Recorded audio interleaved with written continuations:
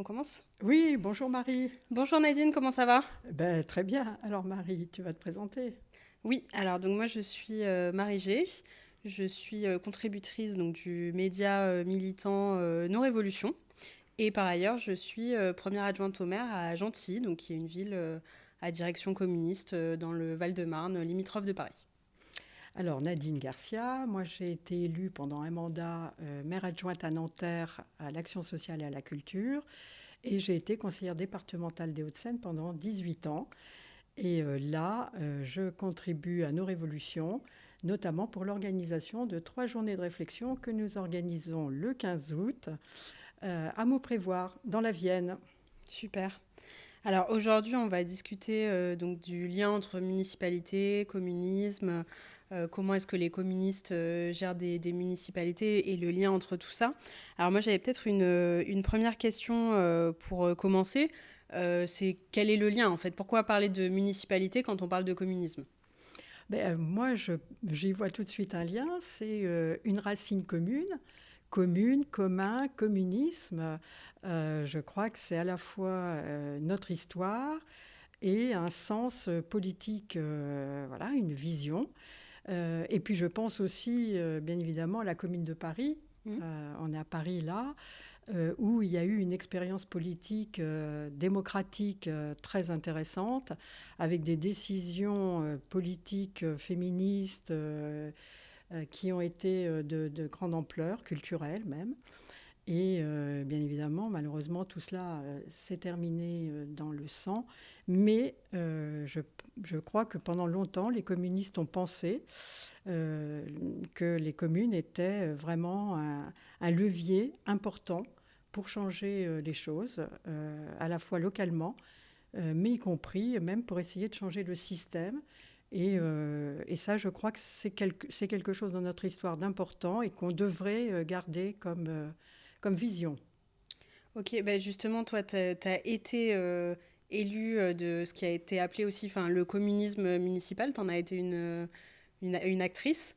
Est-ce que tu peux me dire qu'est-ce que vous avez fait concrètement? Toi, qu'est-ce que tu as pu mener concrètement comme politique qui rejoint ce que tu dis en termes de rupture avec le système? Qu'est-ce qui était différent de partis politiques, y compris de gauche, comme le Parti socialiste?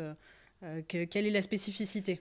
Alors, c'est vrai que j'ai parlé de notre histoire parce qu'il y a vraiment une histoire du communisme Mm. municipal qui est assez bien identifiée, que ce soit sur l'accès à la culture, les cantines, les crèches, le logement social.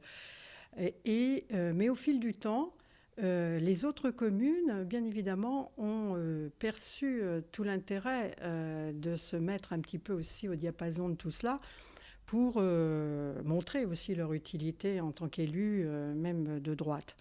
Donc aujourd'hui, c'est vrai que... mais il ne faut jamais oublier que c'est quand même l'histoire des élus communistes qui a permis que tout cela puisse être généralisé à d'autres communes. Moi, je vais donner par exemple donc un exemple sur la ville de Nanterre. En 1997, nous obtenons, après 10 ans de lutte, que le quotient familial puisse être appliqué sur des activités culturelles. Ah oui. Pendant 10 ans, la municipalité faisait adopter au conseil municipal une décision qui était cassée Sur quel régulièrement motif? sur l'idée qu'il n'y avait pas égalité Ah oui. des citoyens puisque tout le monde n'inscrivait pas son enfant au conservatoire. Mais en 1997, nous avons gagné. Et depuis, ça a permis à ce que toutes les autres communes puissent ouvrir cette décision du quotient familial. Voilà. Ça, c'est des choses très concrètes, je crois, qui appartiennent à l'histoire des élus communistes.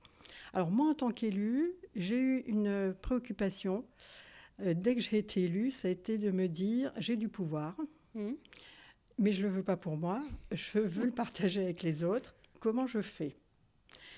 Et c'est pas si simple. Et donc, en tant que maire adjointe à l'action sociale, j'ai trouvé un vecteur, parce qu'après, on est dans un système, hein, il faut Mhm. travailler avec les outils qu'on a, qui était la création de centres sociaux. D'accord. Alors pourquoi? Parce que les centres sociaux, ça fonctionne avec des financements communaux et de la CAF, Caisse d'allocation familiale, et également avec des professionnels. Mais l'idée, c'est que ces professionnels sont au service des habitants, et donc il y a un comité d'habitants qui gère ces centres sociaux.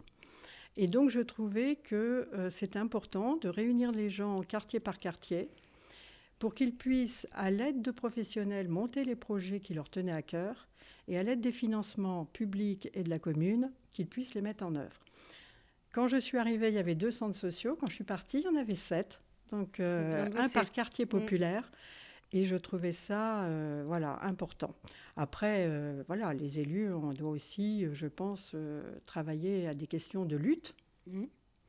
Et là, c'est plutôt en tant que conseillère départementale où j'ai mené des luttes avec le contre le conseil départemental, puisque j'ai eu Pasqua, Sarkozy et Devedjian comme président de conseil départemental. Mais on peut aussi obtenir des choses quand on est élu de l'opposition.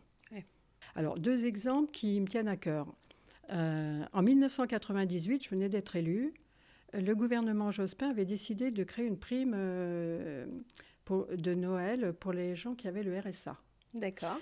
Département très riche, les Hauts-de-Seine, je leur ai dit, vous allez faire la même chose. Bon, évidemment, ce n'était pas acquis d'avance.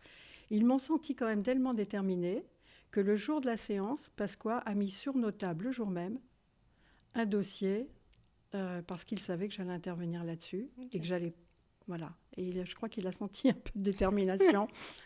Et comme il y a la presse, tout ça, on a eu le jour même le dossier et on a obtenu ça. Et puis, quelque chose qui me tient aussi très à cœur, c'est quand les Yézidis, en 2014, ont été poursuivis par l'État islamique et Daesh, qu'ils ont dû se réfugier dans des villes kurdes. Je me suis battue pour que le conseil départemental donne une aide à ces villes kurdes qui accueillaient ces Yézidis. Et j'ai obtenu, là aussi, 10 000 € que nous sommes allés porter en délégation avec d'autres membres d'une association dans laquelle je suis, France Kurdistan. Nous sommes allés apporter cet argent dans les centres de réfugiés yézidis au Kurdistan. Allez, j'en rajoute un 3e qui me tient aussi à cœur. Avec des associations féministes, nous avons obtenu de la préfecture des Hauts-de-Seine un rendez-vous régulier pour les femmes victimes de violences sans papier, qui cumulaient, bien évidemment, à la fois la violence patriarcale et la violence sexiste et aussi raciste. Et nous avions pu régulariser beaucoup de femmes. Grâce à ces rendez-vous réguliers, on a pu faire céder la préfecture sur beaucoup de sujets. Voilà. Donc, on peut faire des choses. Oui, on peut faire des choses. C'est intéressant que tu dis ça et que tu abordes ce sujet, parce que c'est vrai que malheureusement, par le passé, il y a eu des départements communistes, et jusqu'à il y a peu de temps, le Val-de-Marne était un département à direction communiste, avec bien sûr, comme dans les municipalités, des alliances assez larges à gauche. Mais je trouve ça intéressant que tu partages cette expérience, parce qu'aujourd'hui, on se retrouve dans la même situation avec un département qui est à droite, et on sort de municipal où malheureusement, ils ont encore conquis, la droite a encore conquis 2 villes dans le département. Donc on voit qu'il y a du travail pour permettre de faire changer les choses. Et je trouve ça dommage que ce type d'expérience, elle soit pas plus partagée au niveau du Parti communiste, qu'il n'y ait pas plus d'échanges là-dessus, parce qu'effectivement, je pense que c'est des éléments qui peuvent être intéressants et qui peuvent nous donner aussi du courage dans les autres endroits, quoi. Non, mais tout à fait. Et je partage tout à fait ce que tu dis, parce que moi, le conseil départemental du Val-de-Marne m'a beaucoup aidée. Quand j'ai été élue, je me suis dit, mais qu'est-ce que je vais avancer comme proposition sur le social ? Et je suis allée rencontrer le vice-président qui s'occupait de l'action sociale au conseil départemental du Val-de-Marne, qui m'a expliqué tout ce qu'eux développaient sur le social. Et nous, on a notamment mené aussi, à cette époque, une bataille, et on a gagné aussi au bout de 10 ans, comme quoi il faut être déterminé, sur le quotient familial pour les cantines dans les collèges, parce que ça n'existait pas dans les Hauts-de-Seine. Et c'est vrai que sur beaucoup de sujets, l'expérience de nos camarades du Val-de-Marne m'ont beaucoup aidé. Mais c'est vrai que ça a été une initiative individuelle. Je suis allée voir les copains du Val-de-Marne. Ça n'a pas été... C'est vrai que c'était déjà comme ça quand tu étais conseillère départementale. Voilà. Je trouve qu'il ne faut pas laisser les élus voilà, se débrouiller tout seul, parce que d'abord, c'est bien qu'on montre qu'on a une vision politique nationale sur cette question, une réflexion sur qu'est-ce que doivent faire les communistes dans les municipalités, enfin qu'est-ce qu'ils doivent faire, qu'est-ce qu'ils peuvent faire, comment ils peuvent se battre. Et d'ailleurs, ce manque est tellement évident. Ça m'a donné l'idée, ça a été partagé par nos révolutions, ça nous a donné l'idée de faire 3 journées de réflexion à mots prévoir l'année dernière sur effectivement ces questions liées aux communes, pour savoir si les municipalités pouvaient être un vecteur d'émancipation. Et moi, je me suis beaucoup enrichie et j'ai vu que ça avait intéressé beaucoup de communistes, de chercheurs et de militants. Tout l'intérêt, je crois aussi, de mélanger, d'arrêter de penser qu'à 3 ou 4, on peut faire une politique communiste, mais de bien mélanger, effectivement, des chercheurs, des militants, des élus, pour avoir une réflexion intéressante et constructive. Je partage, et j'étais là aussi, et j'ai beaucoup apprécié les échanges qu'on a pu avoir. Et on a eu de nombreux échanges, mais moi, ce que j'en ai retenu, c'est que c'est vrai qu'on met beaucoup en avant les problèmes de moyens que peuvent rencontrer les communes, qui sont un vrai sujet, et on voit qu'on arrive au bout sur un certain nombre de politiques publiques où la question du maintien d'un certain nombre de services publics devient très difficile par manque de moyens des collectivités. Mais c'est vrai qu'au-delà de ça, il y a aussi des questions on va dire, plus de réflexion, d'innovation qui peuvent parfois manquer, et où chacun peut se sentir un peu seul. Mais je crois qu'à Nanterre, alors toi, t'es plus élu, mais ça a été tes successeurs. Il y a eu aussi encore des politiques un peu novatrices sur le dernier mandat. Peut-être que tu peux parler de la Maison des femmes. Ben oui. Ah oui, ça, je ne veux pas oublier de parler de la Maison des femmes, que notre camarade Lorraine Janton, en tant que déléguée aux droits des femmes à Nanterre, a pu mettre en place dès le début du mandat. Alors, il faut dire d'abord qu'elle a dû mener un combat pour le faire inscrire dans le programme municipal, en faisant beaucoup de réunions publiques avec des femmes pour travailler le sujet, pour construire un projet, pour construire son projet. Et donc ça a été inscrit dans le programme municipal lors de rencontres publiques organisées avec l'équipe sortante, avec le maire sortant, avec les nouveaux candidats. Et d'ailleurs, c'est devenu tellement une question donc, que ça a été fait tout de suite. Et ça a été fait de très très bonne manière, c'est-à-dire avec du personnel formé sur ce sujet, parce que voilà, il faut savoir accueillir ces femmes, leur donner confiance pour pousser la porte, pour venir parler, pour venir témoigner, pour venir se défendre. Et au sein de cette maison, il y a beaucoup de services, il y a des psychologues, il y a des assistantes sociales, il y a des lieux d'écoute pour effectivement se reconstruire, se défendre. Et ça fonctionne très très bien.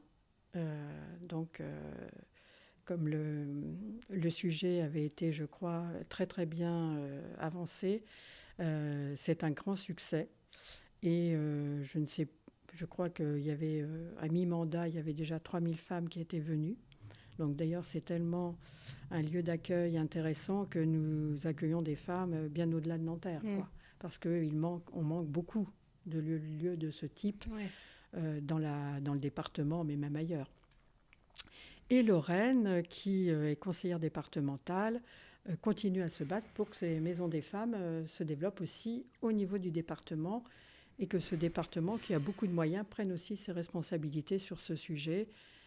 Et elle y met beaucoup d'énergie. Mais alors justement, Marie, tu dis que depuis 15 ans, effectivement, il y a eu beaucoup de réformes territoriales qui ont été mises en place par des gouvernements différents. On peut citer Sarko, mais on peut citer aussi Hollande. Voilà. Et qui ont quand même comme mission de vider les communes de leur pouvoir politique, administratif. On voit bien justement que les communes, ça peut être un outil gênant. Comment on peut résister à ça ? comment on peut quand même faire du communisme? Moi, je pense que un des leviers, et t'en parlais un peu, t'en parlais quand tu parlais des centres sociaux, la question de la démocratie directe et de l'irruption populaire dans les politiques municipales, moi je trouve que c'est assez central. Et pour moi, ça fait partie du communisme, le fait que les gens eux-mêmes ne votent pas seulement pour des personnes qui vont mettre en œuvre des politiques, mais que ce soit eux qui décident et qui mettent en œuvre. Et ça, moi, je trouve ça vraiment central. À Gentil, moi, ce que je peux te dire, c'est que on a travaillé là-dessus, nous, au dernier mandat. Moi, je suis élue depuis un mandat. On a commencé par un référendum sur la question de la gestion de l'eau, pour passer à une gestion publique de l'eau. Donc avant, on était dans un syndicat intercommunal bien connu qui déléguait à Veolia, à Suez, la gestion de l'eau. On a voulu repasser sur une régie publique de l'eau pour avoir une vraie gestion à la fois écologique, sociale et démocratique de l'eau. Et pour y arriver, on a dès le début, donc on a fait une votation qu'on a ouverte pas juste aux personnes qui peuvent avoir le droit de vote, parce que souvent quand on nous parle des référendums, en fait les référendums c'est basé sur les listes électorales, et nous on considère que, et moi je considère en tout cas, que les gens qui vivent sur un territoire, même s'ils n'ont pas la nationalité française, ils devraient pouvoir décider. Et ça fait partie des choses qu'on peut permettre dans les municipalités, c'est donner la parole à tout le monde. Donc on a fait un référendum, on a fait voter, et ensuite ce qu'on met en place depuis, c'est d'avoir un comité citoyen qui co-gère cette gestion, cette régie publique de l'eau avec la nouvelle régie qui s'est mise en place. Donc il y a ce type de politique, et on essaie de le faire pour un peu tout ce qu'on met en place. Moi, j'ai fait aussi des votations, par exemple, pour les noms de rue. Où on est allé discuter dans les quartiers qui sont concernés, présenter les différentes femmes dont on proposait de donner le nom à ces rues, et laisser voter les gens pour qu'ils le décident aussi, quoi. Donc toi aussi, tu essayes de redonner le pouvoir Ouais. aux gens de Gentilly. C'est raison. Ça. Ouais. Je crois que c'est la bonne voie. Ça me semble assez central. Parce que c'est vrai qu'on a tendance à dire qu'il y a une délégation de pouvoir chez les gens. C'est une réalité, mais je trouve que c'est peut-être de moins en moins vrai, parce que les gens ont envie de participer. Alors après, il faut trouver les formes pour leur permettre de participer, mais c'est quand même une question qu'il va falloir qu'on se pose vraiment, notamment quand on voit les taux d'abstention qu'on a eu, notamment au municipal, qui jusqu'ici était un scrutin un peu épargné sur l'abstention. Là, il faut être très préoccupé. Mais je pense qu'il y a des raisons politiques. Ce n'est pas uniquement que les gens n'ont pas envie de donner leur avis. Il y a des questions politiques sur cette abstention. Et quand on dit que dans notre texte que le parti est absent sur beaucoup de questions, moi je crois qu'on a raison. Et notamment quand je vois, nous à Nanterre, dans les quartiers populaires, il faut qu'on permette effectivement aux gens de participer. Mais pour cela, ils ont besoin de trouver quelque chose d'enthousiaste en face d'eux. Et je trouve qu'avec notre stratégie où on ne parle plus d'union, où on dit que voilà, il faut travailler notre identité. Moi, je suis pour qu'on affirme notre identité communiste. Moi, je l'ai fait toute ma vie.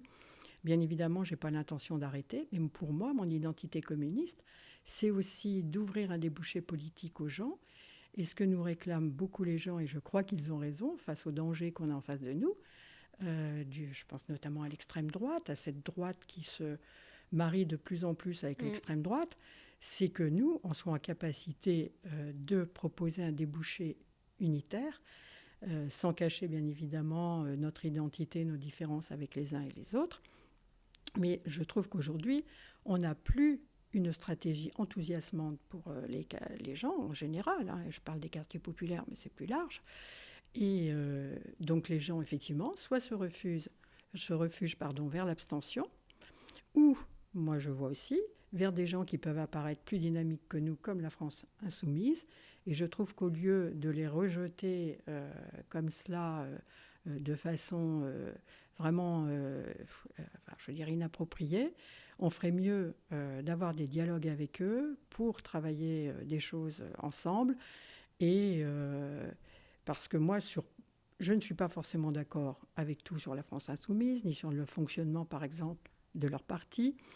Mais par contre, j'ai des rapprochements que je trouve très nets avec eux sur, justement, on parlait du développement des communs, sur l'écologie, sur un tas de sujets, sur la démocratie, la Sixième République. On peut avoir quand même plein de choses à discuter intelligemment avec eux, construire vraiment quelque chose d'enthousiasmant et de radical, parce que, y compris dans les quartiers populaires, les gens veulent des changements radicaux. Voilà, ils n'ont pas envie d'un coup de peinture. Ils veulent des changements radicaux. On sait que ça ne va pas être facile. La bourgeoisie ne va pas se laisser faire. On veut mettre à bas le capitalisme, mais il faut bien se dire qu'on ne va pas le faire seul. Il faut qu'on soit capable de construire une union radicale, et commençons par ceux qui sont les plus proches de cette idée-là, sont l'invective, la mise en accusation, injustifiée les trois quarts du temps, quoi. Enfin, même tout le temps. Ouais, je partage complètement, et effectivement, j'ai le sentiment que parfois, le Parti communiste, il rentre dans le jeu médiatique qui est fait contre la France insoumise, de diabolisation complète, et je trouve ça complètement dingue, parce qu'en tant que communiste, c'est ce que nous, on a vécu par le passé, l'anticommunisme, les accusations d'être des agents de l'étranger, d'être antidémocratique, enfin toutes les pires choses qui ont pu être dites sur nous, des staliniens, etc. Tout ça, c'est ce qui est en train de vivre la France insoumise. Et c'est quand même assez fou qu'on le voit pas, et on voit pas cette parenté commune, en quelque sorte. Enfin, je trouve que ça matérialise aussi le fait qu'on a quelque chose en commun qui rend fou les classes dominantes, les médias. Voilà, bien évidemment, vu les résultats qu'ils ont faits, c'est, j'ai envie de dire, le parti à battre. Mais tu as raison, quand on était fort, et moi, pour avoir animé la campagne de Georges Marchais en 1981, je me souviens de toutes les critiques qu'il y avait à son égard, qui étaient d'une violence monstrueuse. Et la France insoumise vit la même chose aujourd'hui. Et voilà, gardons la mémoire de ce qu'on a vécu. Et puis, je dirais qu'aujourd'hui, on passe beaucoup moins dans les médias. Moi, j'y vois une raison, c'est qu'ils n'ont plus besoin de nous pour taper sur Mélenchon. Et il y en a d'autres qui le font. Et voilà. C'est pas du tout parce qu'on aurait eu un leader plus charismatique qui passait mieux sur les médias. On est passé sur les médias à un moment où Jean-Luc Mélenchon, effectivement, était très très fort, et c'était l'homme à abattre. Mais oui. On a été la caution de gauche un peu anti-Mélenchon. Ouais. Voilà, mais ça n'aide pas à construire une perspective politique. Je trouve même que voilà, ça a aidé, parce que quand on voit aujourd'hui, le résultat, c'est qu'on a une droite et une extrême droite très très haute et très forte, que le danger n'est pas pour après-demain, il est pour demain, et que je trouve que ça devrait être l'objet essentiel de notre futur congrès. Et je n'ai pas vu le texte qui va sortir, mais je crains que ce soit... voilà, on a eu raison depuis le 38e congrès, et puis on n'a pas encore tout fait, il faut qu'on continue dans ce sens-là. Si c'est cela, moi je le dis, pour le Parti communiste, et ça me crève le cœur, ce serait une catastrophe. Et c'est pour ça que je souhaite vraiment qu'il y ait un texte alternatif, et que vraiment qu'il soit pris en compte sérieusement par nos camarades, qu'il soit lu attentivement. On n'aura peut-être pas beaucoup de chance dans le futur pour encore ouvrir une perspective en France. Et je crois qu'il faut vraiment saisir l'occasion, il ne faut pas la rater. Oui, je partage, et même pour les communistes, c'est vrai que cette stratégie, on a du mal, à la limite qu'elle ait été tentée, on va dire. Moi, je comprends qu'il y ait des communistes qui aient eu envie de se dire, après le Front de gauche, on a envie de revenir un peu sur le devant de la scène, on a moins parlé du Parti communiste. Bon, je peux comprendre, mais c'est vrai que quand on voit aujourd'hui le bilan, bon, à la dernière élection présidentielle, dans les villes populaires, c'est vrai qu'on s'est fait huer sur les marchés. Enfin, c'était terrible. Tous les gens qui sont les classes populaires, enfin, les gens qui sont avec nous d'habitude, on est avec eux, on travaille ensemble, on milite ensemble, ils sont dans les luttes. Ils étaient quand même vent debout contre le Bien fait qu'on sûr, maintienne une candidature qui est bien contre sûr. Jean-Luc Mélenchon. Et si on fait le bilan quand même de toute cette période contre l'effacement du Parti communiste, on a quand même plus de groupes au Parlement européen. On a sauvé de justesse un groupe à l'Assemblée nationale. On est en grande difficulté au Sénat, on est en grande difficulté dans la plupart des communes. Il y a moins de villes communistes qu'auparavant, il n'y a plus de départements communistes. On est quand même sur une fuite en avant où on ne sait pas qu'est-ce qui va rester. Mais au-delà du Parti communiste, c'est de ce que les communistes apportent au débat public, apportent dans ces instances. Au final, on a l'impression que ça risque de disparaître s'il n'y a pas un ressaisissement et un changement de cap assez radical. Ouais, tu as tout à fait raison. Et d'ailleurs, sur l'Europe, moi je crois qu'il faut souligner la gravité de ne plus avoir de députés européens. Mm. J'entends beaucoup parler dans notre parti de souveraineté nationale, ce qui me plaît à moitié, j'avoue. Mais sur cette question, ça a aussi des impacts importants pour notre solidarité internationale.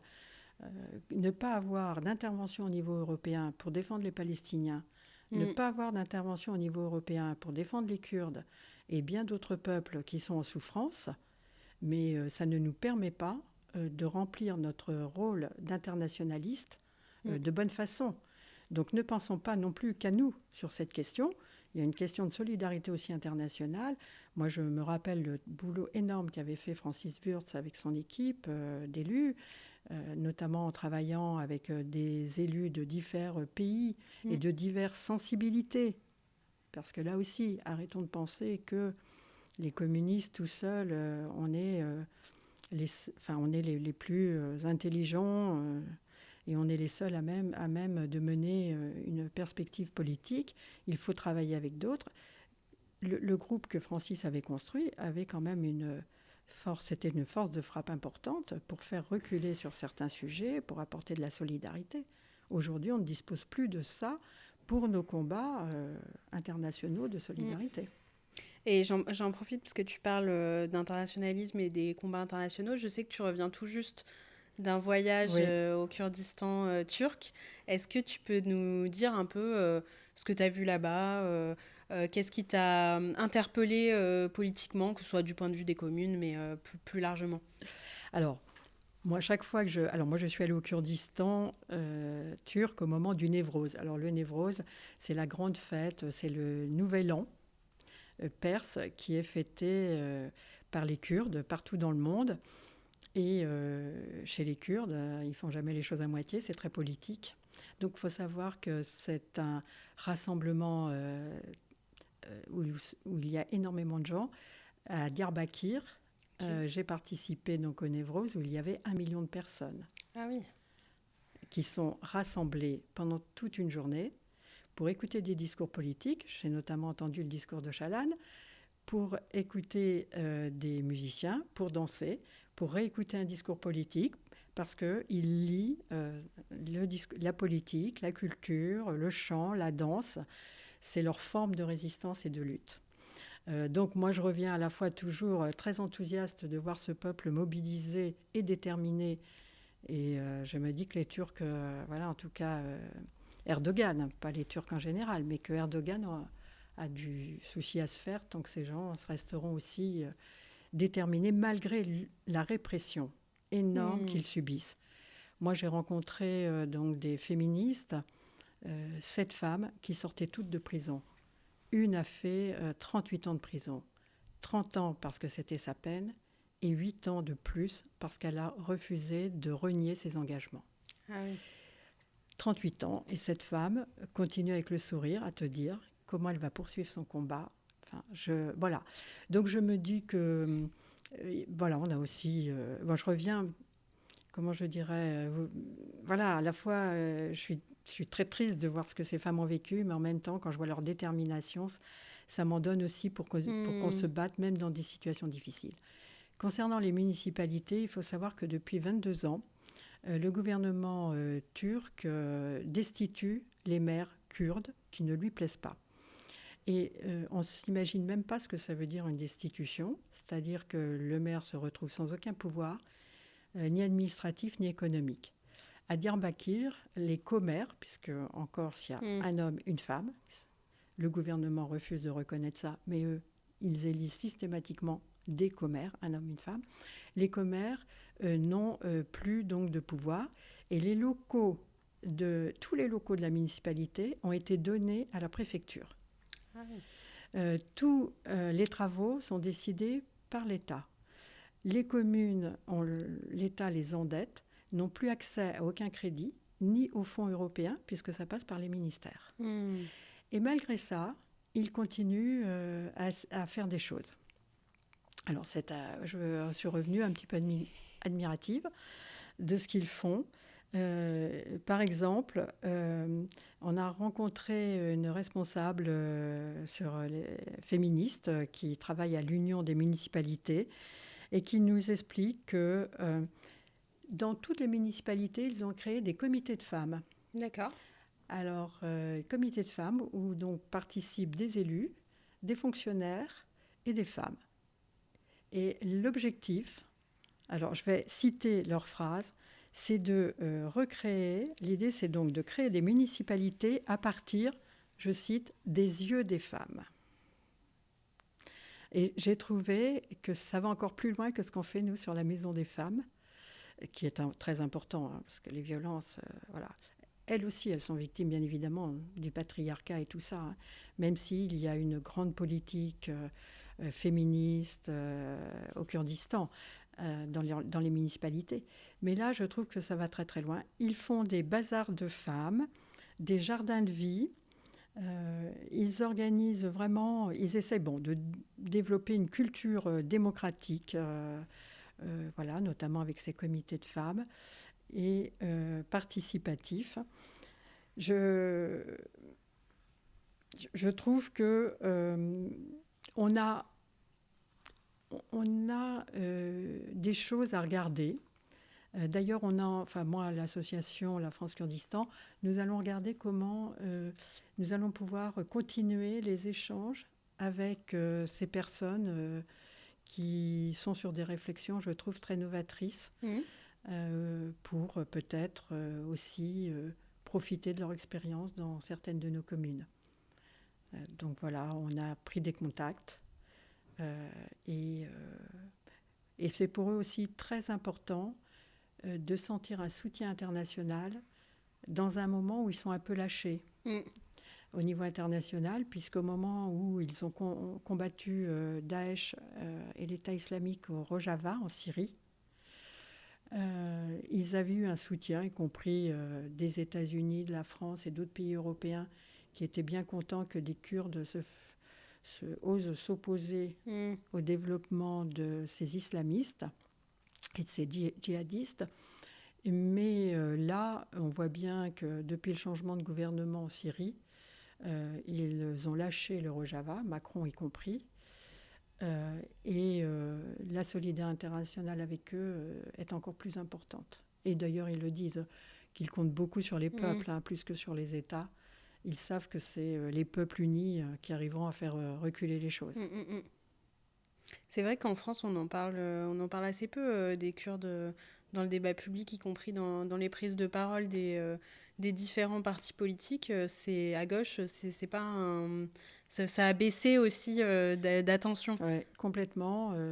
Donc au Kurdistan, là, nous étions la seule organisation française à être représentée aux névroses, ce qui n'était pas le cas l'année précédente. Ah oui. C'est vrai qu'on a aussi à réfléchir sur qu'est-ce que c'est qu'une gestion partagée. Je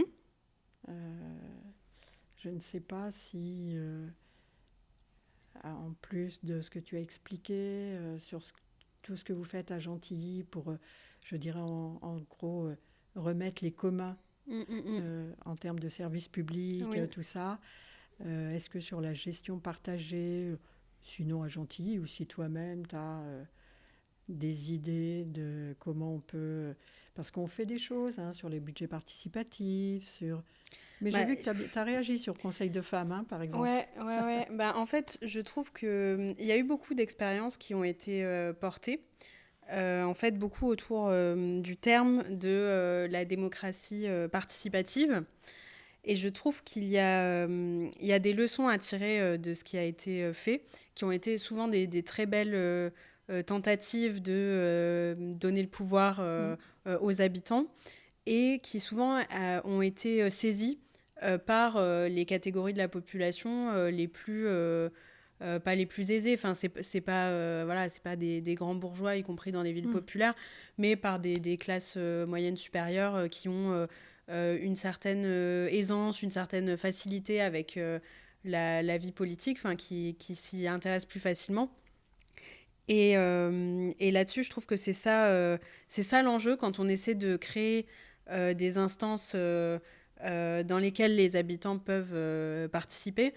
C'est comment est-ce qu'on fait en sorte que ce soit vraiment, enfin, vraiment tous les habitants, que ce soit vraiment représentatif et Oui. ouvert à tout le monde et pas seulement à quelques personnes qui, au final, sans vouloir mal faire, mais en tout cas s'accaparent en quelque sorte l'instance.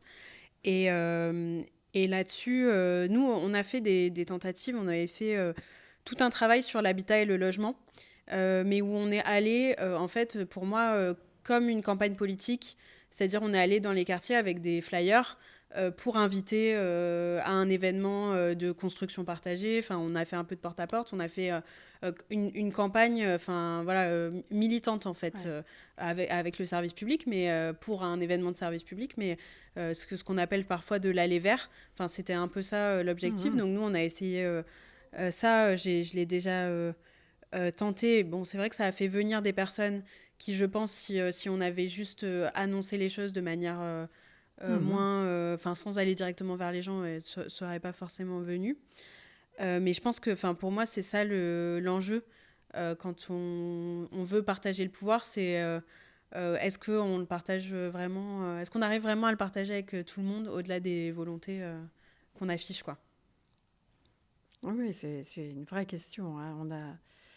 On affirme, enfin j'espère que tous les communistes affirment qu'on ne veut pas le pouvoir pour nous-mêmes, mais qu'il faut le redonner, oui, c'est le vrai sujet.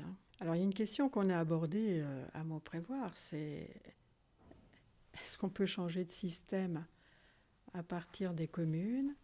Est-ce qu'on peut aussi continuer à gérer en rouge, entre Mm. guillemets, en fonction des contraintes administratives et financières? Comment on peut continuer à être novateur? Je trouve que... alors effectivement, on peut regarder ce qui se fait aussi à l'international, c'est ce qu'on avait fait.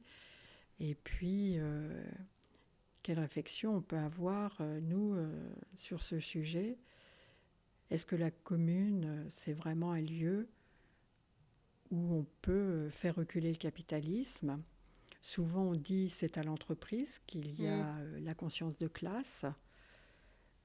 Mais est-ce qu'au niveau des communes, on ne peut pas aussi travailler à ce que des citoyens, voilà, quelle que soit leur catégorie, réfléchissent ensemble, comprennent l'origine des difficultés et réfléchissent ensemble aux solutions?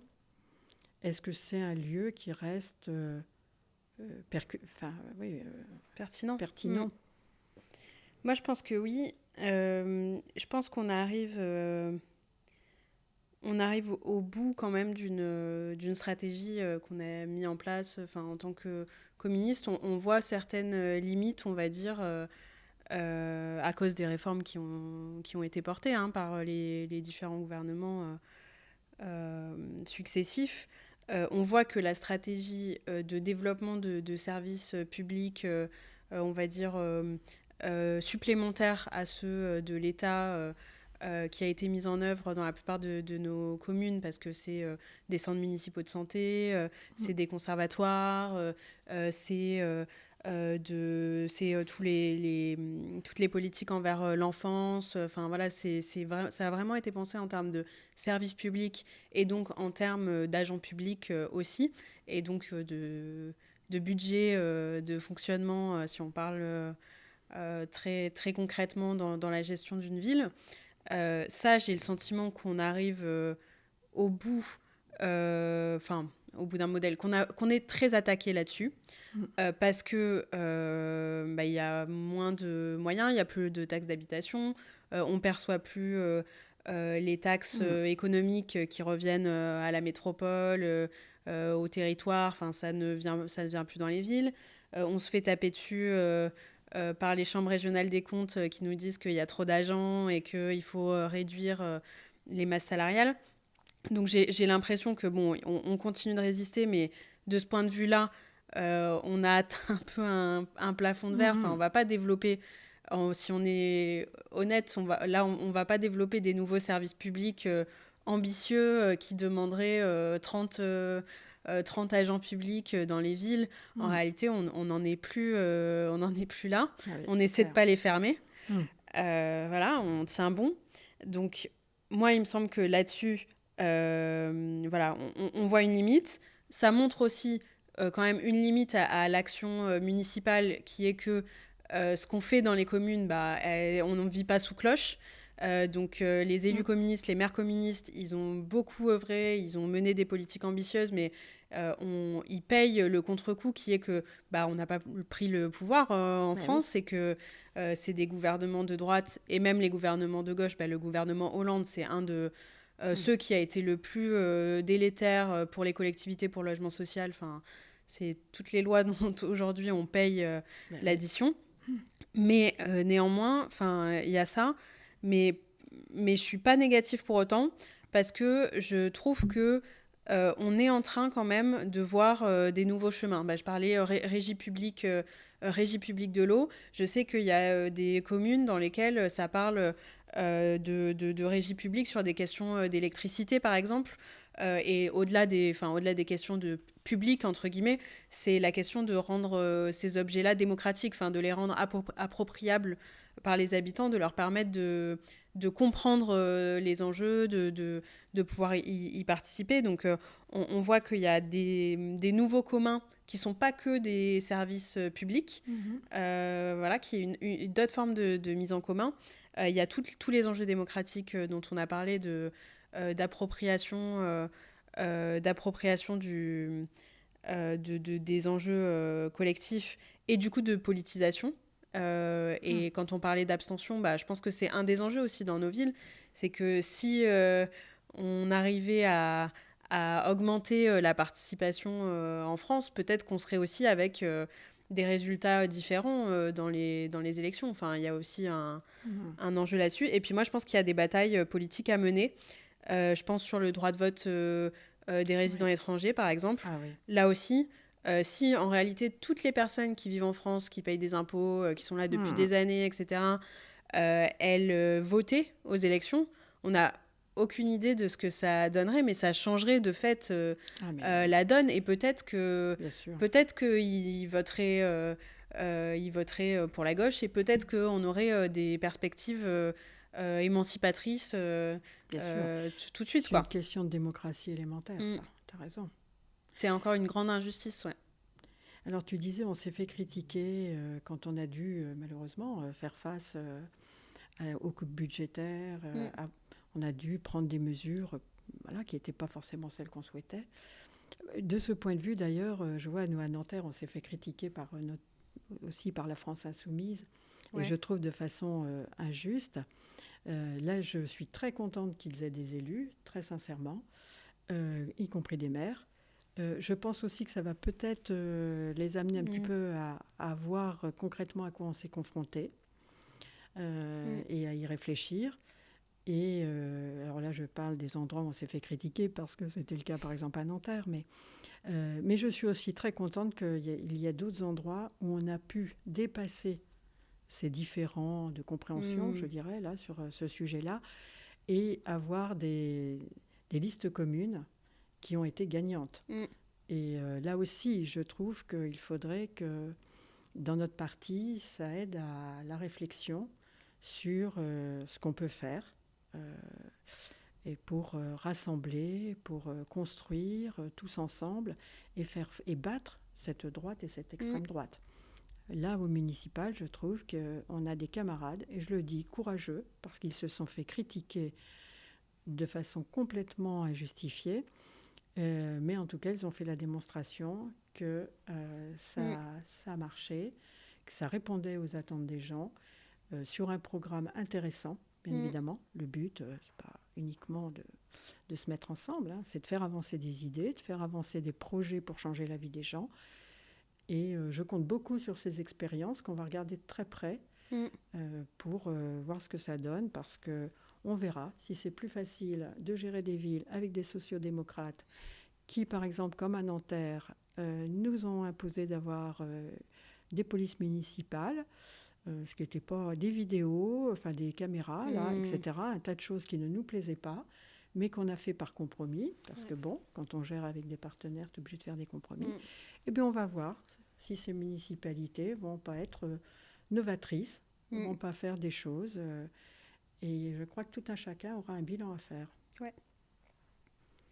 Oui, tu as raison. C'est vrai que, alors, il y avait déjà quelques municipalités à direction insoumise, mais c'était quand même très... Enfin, pas anecdotique, c'est un peu... c'est une manière pas très élégante de le dire, mais il y en avait assez peu. C'est vrai que ça va être une expérience, je pense, pour la France insoumise. Et ce qui est intéressant, c'est que c'est vrai que souvent, c'est en co-gestion dans des villes à direction insoumise et dans des villes à direction communiste. Enfin, dans les deux sens, il y a peut-être des liens qui vont se faire et du travail commun. Mais c'est vrai qu'on on peut regretter aussi à l'échelle de la France que pour ces élections municipales, en fait, il n'y a pas eu de ligne directrice. Moi, c'est le sentiment que j'ai eu. C'est le moins qu'on puisse dire. Chacun se débrouille. Là, c'était même pas un sentiment, Marie, c'était une réalité. Il n'y a vraiment aucune... chacun conduit sa barque. C'est ça, un manque du coup de solidarité, de réflexion, de visibilité, de réflexion. Enfin, c'est un peu illisible comme stratégie, même si, de fait, bien sûr qu'il y a des configurations différentes dans toutes les villes. Tu ne peux pas avoir un accord écrit à 100%. Bon, il y a forcément des nuances, on va dire. Mais oui, c'est vrai que là, c'était complètement illisible. Oui, tout à fait. C'est comme sur la gestion des municipalités. Heureusement qu'on a des maires qui innovent, qui réfléchissent. On a par exemple Patrice Leclerc qui a écrit un livre sur le sujet, qui est venu nous le présenter à Mauprévoir. Mais il y en a d'autres. On a des maires qui, heureusement, tentent des choses, essayent de montrer une image moderne et communiste, du XXIe siècle. Donc je crois que, oui, voilà, je suis optimiste, mais je pense quand même qu'il y a urgence à réagir face à la situation que l'on connaît. Je parlais en France de la droite et de l'extrême droite, mais on connaît la situation en Europe, on connaît la situation au niveau international. Je crois qu'il est temps qu'on trouve le bon chemin pour sortir de l'ornière dans laquelle on est.